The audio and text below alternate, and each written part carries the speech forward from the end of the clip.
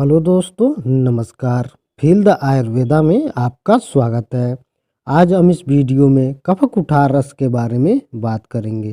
कफ कुठार रस में कई तरह की जड़ी बूटियों का इस्तेमाल किया जाता है, जैसे कि लौंग भस्म, शुद्ध पारा, शुद्ध गंधक, सोंठ, पीपल, काली मिर्च, ताम्र भस्म, कटेली के फलों का रस, कुटकियों, धतूरे के फलों का स्वरस आदि हैं। कफ कुठार रस की सेवन विधि 1 से 2 गोली पान के रस मधु के साथ रोगानुसार उचित अनुपान के साथ दे सकते हैं।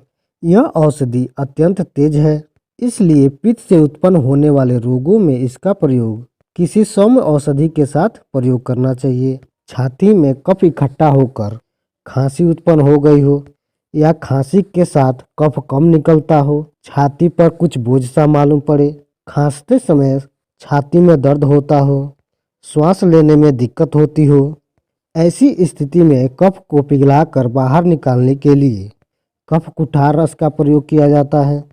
क्योंकि इसमें लौह और अभ्रक भस्म होने से कफ पिघल कर निकलने लगता है। श्वास नली को साफ हो जाने के कारण श्वास लेने में भी कष्ट नहीं होता है।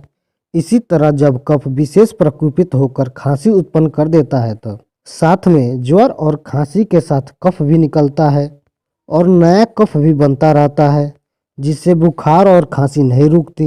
ऐसी बढ़ी हुई खांसी को दबाने के लिए कुछ वैद्य अफीम का प्रयोग कर बैठते हैं, जिससे नुकसान के सिवाय लाभ कुछ भी नहीं होता। क्योंकि अफीम स्तंभक है, कुछ देर के लिए खांसी को बंद तो कर देता है, लेकिन संचित और दूषित कफ प्रकोपित होकर खांसी और ज्वर को उत्पन्न कर देते हैं।